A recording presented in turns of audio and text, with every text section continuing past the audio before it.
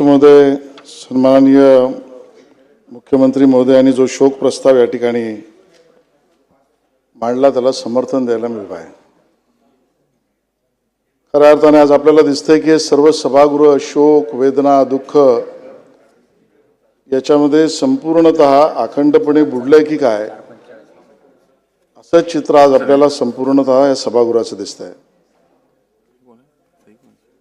आपल्या सगळ्यांच्या भावना माननीय अजितदादा पवार यांच्या दुःखद निधनानंतर, अपघाती निधनानंतर एक मनाला चटका लावून आणि एका अर्थाने मानसिक धक्का देणारा झाला अशा पद्धतीचं चित्र संपूर्ण महाराष्ट्रात आहे।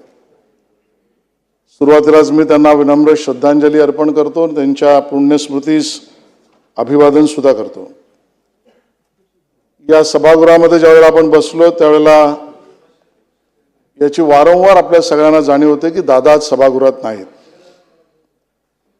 त्यांची खुर्ची, त्यांची जागा इथे आहेत, पण ते आज आपल्याला दिसत नाहीत। या सभागृहामध्ये असंख्य चेहरे आहेत, पण त्यांच्या चेहऱ्याचं असलेलं मिश्किल हास्य असा चेहरा आपल्याला आता दिसणार नाहीये। या सभागृहाच्या भिंती या बोलक्या आहेत, पण त्यांच्या भाषणाने, हलक्या विनोदाने आनंदित झालेल्या भिंतींना आता तो आनंद मिळणार नाही।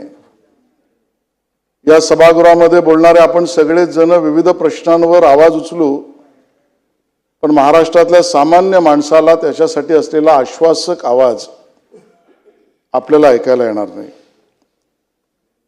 या दरवाजातून येताना दादांना आपण बरेचदा पाहिलं,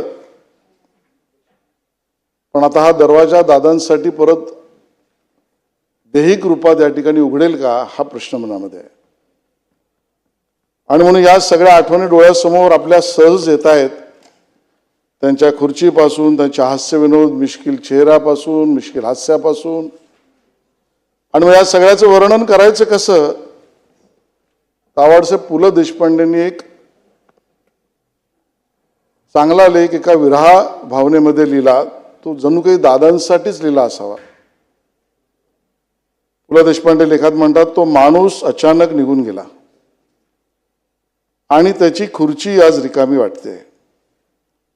ज्यांच्या हसण्याने भिंती हलक्या व्हायच्या, ज्यांच्या बोलण्यातून जीवनातला विश्वास जागा व्हायचा, तो आवाज अचानक थांबला। अपघाताने एक शरीर हिरावले, पण आठवणी मात्र प्रत्येक कोपऱ्यात जिवंत राहिल्या। या सदनातल्या प्रत्येक कोपऱ्यामध्ये त्यांच्या आठवणी जिवंत आहेत। असं वाटतं दार उघडेल आणि तो नेहमीसारखा म्हणेल, अरे एवढं काय गंभीर झालात?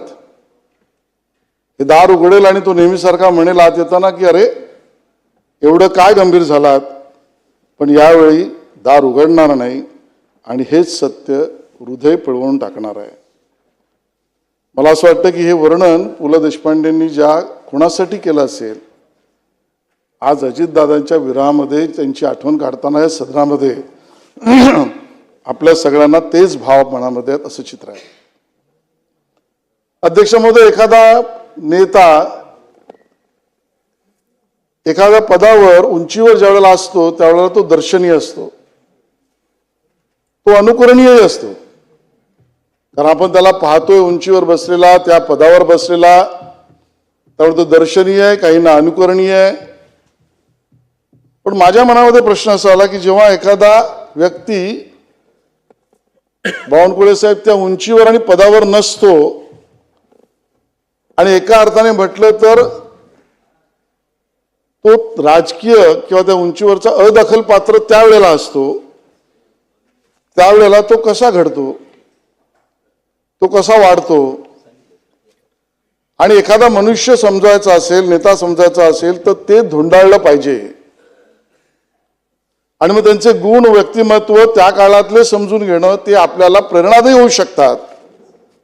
आणि म्हणून त्या काळात कदाचित समाजासाठी त्याच्या त्या वयामध्ये तो दखलपात्र नसेल, त्या उंचीवर नसेल, पण त्यावेळेला त्याचं वागणं कसं आहे, त्याची घडणघडण कशी आहे, त्यातनं ते व्यक्तिमत्व आणि गुण आपल्याला प्रेरणा देत असतं। दादांच्या गुणाचं वर्णन असंख्य पद्धतीने करता येऊ शकतं. मला भावलेले 4-5 मुद्दे इथे मांडतोय. दादांना गरिबाचा आणि सामान्य माणसाच्या स्वाभाविक राहणं आवडायचं. आणि मग मी धोंडाळ्याचा प्रयत्न केला. त्यांच्या परिवारातील काही लोकांशी बोललोय आणि मग लक्षात असं आलं की ही मुंबई असो, ग्रामीण भाग असो, शहरी भाग असो, इथल्या गरीब सामान्य माणसाला आपलंसं वाटावं आणि आपलंसं वागावं दादांच्यात कुठून आलं असेल. तर लहानपणी त्यांच्या आत्तेच्या घरी म्हणजे त्यांना माई, त्यांचे मिस्टर म्हणजे ND पाटील, जे आपल्या सगळ्यांना माहिती आहेत, त्यांना ते मामाच म्हणायचे. मुंबईतल्या इंदुलकर चाळीत पार्ल्यामधल्या 2 खोलींच्या घरात ND पाटील राहायची, माई राहायच्या. त्यांच्या 2 मुलं नातेवाईकांबरोबर सुट्टीमध्ये दादा तिकडे यायचे आणि 2 खोल्यांमध्ये जागा पुरायची नाही म्हणून बाहेरच्या व्हरांड्यात गॅलरीत झोपलेले दिवस दादांनी काढले.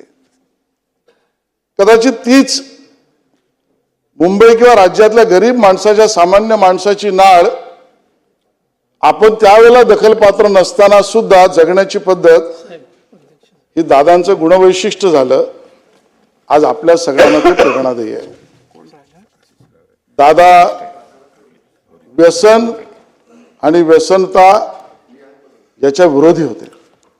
मी माझ्याकडून, माझ्या पक्षाकडून अजितदादांना श्रद्धांजली अर्पित करतो.